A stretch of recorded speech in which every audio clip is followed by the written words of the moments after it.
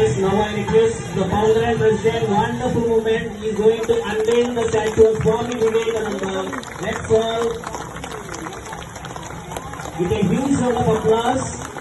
It's a pride moment for the great philosopher. It's a honor for the philosopher and great leader and guide to be a part of this wonderful.